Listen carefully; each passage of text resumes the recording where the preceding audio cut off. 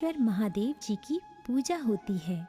दिन में एक समय ही भोजन करें, पीले वस्त्र धारण करें, पीले पुष्पों को धारण करें। भोजन भी चने की दाल का ही होना चाहिए, नमक नहीं खाना चाहिए। पीले रंग का फूल, चने की दाल, पीले कपड़े तथा पीले चंदन से पूजा करनी चाहिए। पूजन के पश्चात कथा सुननी चाहिए। इस व्रत के करने से बृहस्पति जी अति प्रसन्न होते हैं तथा धन और विद्या का लाभ होता है। स्त्रियों के लिए ये व्रत अति आवश्यक है। इस व्रत में केले का पूजन होता है। कथा। किसी गांव में एक साहूकार रहता था, जिसके घर में अन्न, वस्त्र और धन किसी की कोई कमी नहीं थी, परंतु उसकी स्त्री बहुत ही कृपण थी। किसी भिक्षार्थी को कुछ नहीं देती, सारे दिन घर के कामकाज में लगी रहती। एक समय एक साधु महात्मा बृहस्पतिवार के दिन उसके द्वार पर आए और भिक्षा की याचना की। स्त्री उस समय घर के आंगन को लीप रही थी। इस कारण साधु महाराज से कहने लगी कि महाराज, इस समय तो मैं घर लीप रही हूँ, आपको कुछ नहीं दे सकती, फिर किसी अवकाश के समय आना। साधु महात्मा खाली हाथ चले गए। कुछ दिन के पश्चात वही साधु महाराज आए, उसी तरह भिक्षा मांगी। साहूकारनी उस समय लड़के को खिला रही थी। कहने लगी, महाराज, मैं क्या करूं, अवकाश नहीं है, इसलिए आपको भिक्षा नहीं दे सकती। तीसरी बार महात्मा आए तो उसने उन्हें उसी तरह से टालना चाहा, परंतु महात्मा जी कहने लगे कि यदि तुमको बिल्कुल ही अवकाश हो जाए तो मुझको भिक्षा दोगी? साहूकारनी कहने लगी कि हाँ महाराज, यदि ऐसा हो जाए तो आपकी बड़ी कृपा होगी। साधु महात्मा जी कहने लगे कि अच्छा, मैं एक उपाय बताता हूँ। तुम बृहस्पतिवार को दिन चढ़ने पर उठो और सारे घर में झाड़ू लगाकर कूड़ा एक कोने में जमा कर दो। घर में चौका इत्यादि मत लगाओ। फिर स्नान आदि करके घर वालों से कहो उस दिन सब हजामत अवश्य बनवाएं। रसोई बनाकर चूल्हे के पीछे रखा करो, सामने नहीं। सायंकाल को अंधेरा होने के बाद दीपक जलाओ तथा बृहस्पतिवार को पीले वस्त्र मत धारण करो, ना पीले रंग की चीज़ों का भोजन ग्रहण करो। यदि ऐसा करोगी तो तुमको घर का कोई काम नहीं करना पड़ेगा। साहूकारनी ने ऐसा ही किया।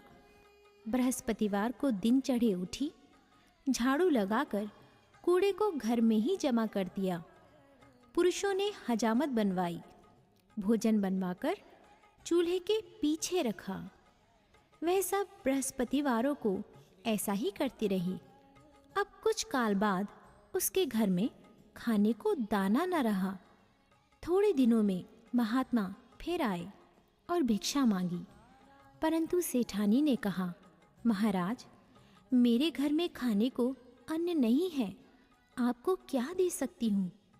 तब महात्मा ने कहा कि जब तुम्हारे घर में सब कुछ था तब भी तुम कुछ नहीं देती थी।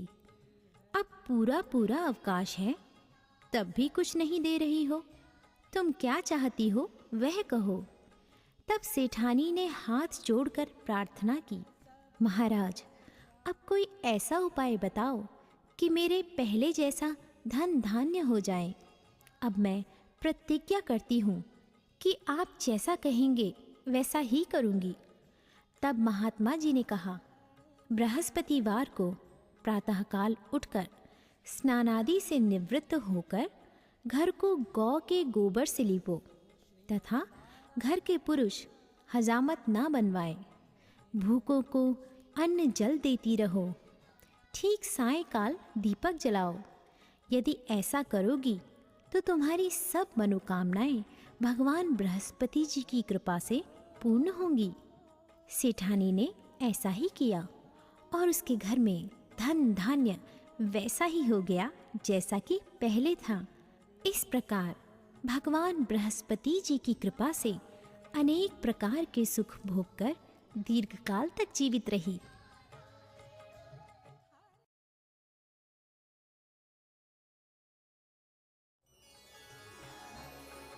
प्रिय भक्तजनों, आइए अब सुनते हैं बृहस्पतिवार की दूसरी कथा। एक दिन इंद्र बड़े अहंकार से अपने सिंहासन पर बैठे थे और बहुत से देवता, ऋषि, गंधर्व, किन्नर आदि सभी सभा में उपस्थित थे।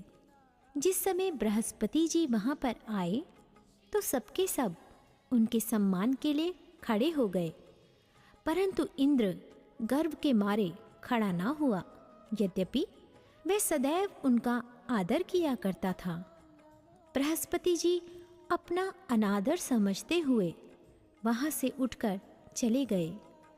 तब इंद्र को बड़ा शोक हुआ कि देखो, मैंने गुरुजी का अनादर कर दिया, मुझसे बड़ी भारी भूल हो गई। गुरुजी के आशीर्वाद से ही मुझको यह वैभव मिला है। उनके क्रोध से यह सब नष्ट हो जाएगा, इसलिए उनके पास जाकर उनसे क्षमा मांगनी चाहिए, जिससे उनका क्रोध शांत हो जाए और मेरा कल्याण हो। ऐसा विचार कर इंद्र उनके स्थान पर गए।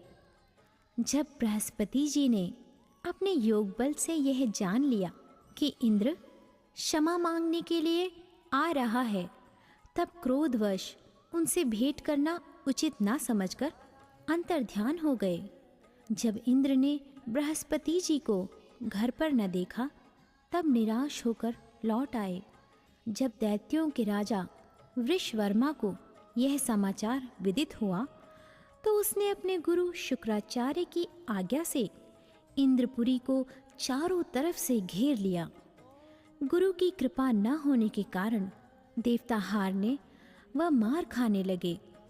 तब उन्होंने ब्रह्मा जी को विनयपूर्वक सब वृतांत सुनाया और कहा कि महाराज, दैत्यों से किसी प्रकार हमें बचाइए। तब ब्रह्मा जी कहने लगे कि तुमने बड़ा अपराध किया है, जो गुरुदेव को क्रोधित किया। अब तुम्हारा कल्याण इसी में हो सकता है। त्वष्टा ब्राह्मण का पुत्र विश्वरूपा बड़ा तपस्वी और ज्ञानी है, उसे अपना पुरोहित बनाओ तो तुम्हारा कल्याण हो सकता है। ये वचन सुनते ही इंद्र त्वष्टा के पास गए और बड़े विनीत भाव से त्वष्टा से कहने लगे कि आप हमारे पुरोहित बनिए, जिससे हमारा कल्याण हो। तब त्वष्टा ने उत्तर दिया कि पुरोहित बनने से तपोबल घट जाता है, परंतु तुम बहुत विनती करते हो, इसलिए मेरा पुत्र विश्वरूपा पुरोहित बनकर तुम्हारी रक्षा करेगा। विश्वरूपा ने पिता की आज्ञा से पुरोहित बनकर ऐसा यत्न किया कि हरि इच्छा से इंद्र वृषवर्मा को युद्ध में जीतकर अपने इंद्रासन पर स्थित हुआ। विश्वरूपा के 3 मुख थे। एक मुख से वह सोमपल्ली लता का रस निकाल पीते थे, दूसरे मुख से वह मदिरा पीते और तीसरे मुख से अन्नादि भोजन करते। इंद्र ने कुछ दिनों उपरांत कहा कि मैं आपकी कृपा से यज्ञ करना चाहता हूँ। जब विश्वरूपा की आज्ञानुसार यज्ञ प्रारंभ हो गया, तब एक दैत्य ने विश्वरूपा से कहा कि तुम्हारी माता दैत्य की कन्या है, इस कारण हमारे कल्याण के निमित्त एक आहुति दैत्य के नाम पर भी दे दीजिए तो अति उत्तम हो। विश्वरूपा उस दैत्य का कहा मानकर आहुति देते समय दैत्य नाम भी धीरे धीरे से लेने लगे। इसी कारण यज्ञ करने से देवताओं का तेज नहीं बढ़ा। इंद्र ने यह वृतांत जानते ही क्रोधित होकर विश्वरूपा के 3 सिर काट डाले। मद्यपान करने से भंवरा, सोमपल्ली पीने से कबूतर, और अन्न खाने के मुख से तीतर बना। विश्वरूपा के मरते ही इंद्र का स्वरूप ब्रह्म हत्या के प्रभाव से बदल गया। देवताओं के 1 वर्ष पश्चाताप करने पर भी ब्रह्म हत्या का वह पाप न छूटा, तो सब देवताओं के प्रार्थना करने पर ब्रह्मा जी बृहस्पति जी के सहित वहाँ गए। उस ब्रह्म हत्या के 4 भाग किए, उनमें से 1 भाग पृथ्वी को दिया। इसी कारण कहीं कहीं धरती ऊंची नीची और बीज बोने के लायक भी नहीं होती। साथ ही ब्रह्मा जी ने यह वरदान दिया, जहाँ पृथ्वी में गड्ढा होगा कुछ समय पाकर स्वयं भर जाएगा। दूसरा वृक्षों को दिया, जिससे उनमें से गोंद बनकर बहता है। इस कारण गूगल के अतिरिक्त सब गोंद अशुद्ध समझे जाते हैं। वृक्षों को यह वरदान दिया कि ऊपर से सूख जाने पर जड़ फिर फूट जाती है। तीसरा भाग स्त्रियों को दिया। इसी कारण स्त्रियां हर महीने रजस्वला होकर पहले दिन चांडालनी, दूसरे दिन ब्रह्मघातिनी, तीसरे दिन धोबिन के समान रहकर चौथे दिन शुद्ध होती हैं और संतान प्राप्ति का उनको वरदान दिया। चौथा भाग जल को दिया, जिससे फेन और सिवाल आदि जल के ऊपर आ जाते हैं।